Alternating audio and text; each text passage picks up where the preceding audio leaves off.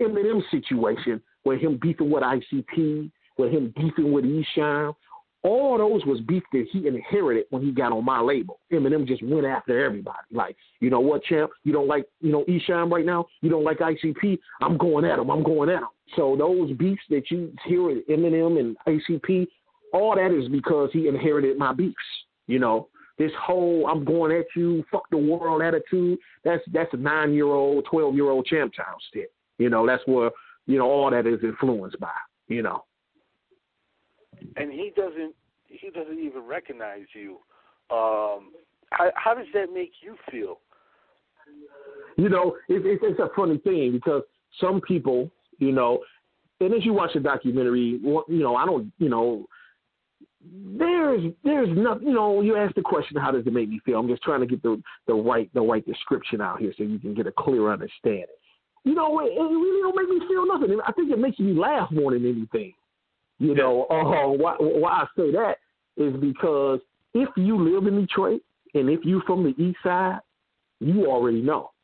I still cruise the east side. I'm still in the streets. I still tour the world. I still walk through Hollywood. I still go around the world and do things, but I'm always welcome on the east side. As far as Eminem, he couldn't come nowhere on the east side because he's not really from the area. He was only allowed to hang in the hood because I had him with me, Proof was with me. Proof was, he was on the east side and stuff like that. But if it wasn't for me, Proof, 5 Ella, and these other guys, he wouldn't even be allowed to hang in the streets of Detroit. So first of all, it's funny as hell to see how deep he repped Detroit, coming from Kansas City, living in the suburb here.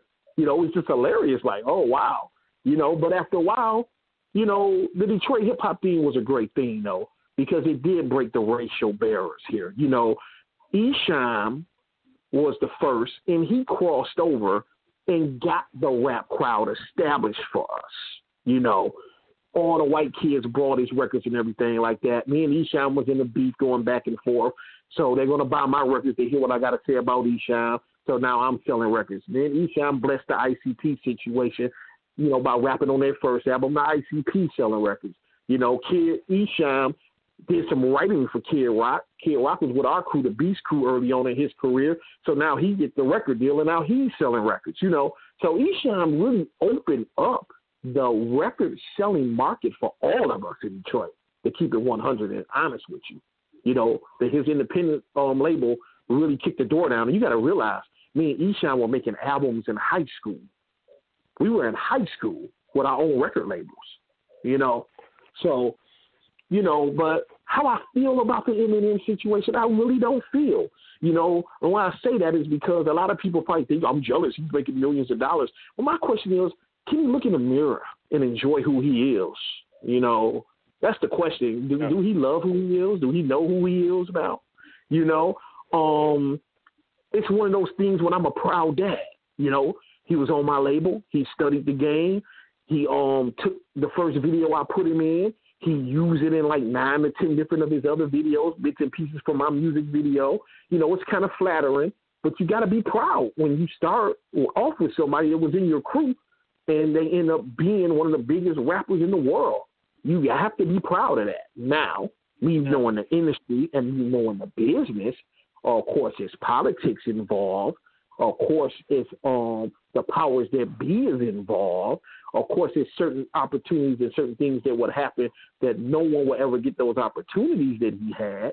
It's a lot of things go with that. So for someone to be like, oh, he's just mad because he didn't make it. No, I mean, me personally, I'm not a punk. And what I mean by that is the record company, their format don't make sense. If I'm selling an album and I'm making $10 a record, why would I sign with this label and make 80 cents a record?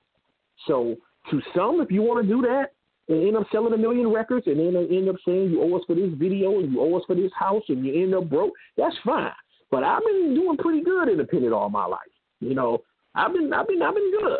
You know what I'm saying? So to each his own. Some people like the glamour. They like the fast hustle or how the record labels hustle you. They like that. But in the end, I love to know what D12 is doing now. They were signing shady records, and that's not a diss to them. But I would love to know how financially set are they? What are they doing now? I would really like to know that. You know, I see Wu-Tang Clan's doing extremely well, you know, so I'd like to know what is D12 doing right now. So that's how I feel about the situation. Is it's like a proud dad to some point, like, man, he pulled it off. I love it. He did everything. He executed. He got with Dr. Dre. You can't lose with that. You can't lose with Jimmy Iovine being one of the biggest record label, you know, runners in the world, from Tupac to Dr. Dre. I mean, he just got with the right motherfuckers, and he executed every time he's supposed to execute. He definitely deserves the spot he's in. I mean, he worked to get there, and you know, it ain't like a Vanilla Ice, like he just dropped Ice Ice Baby or Hi, My Name Is, so you never heard of him. I mean, shit, we 20 years into the career of Eminem, so he did something right. No question about that. He did something right.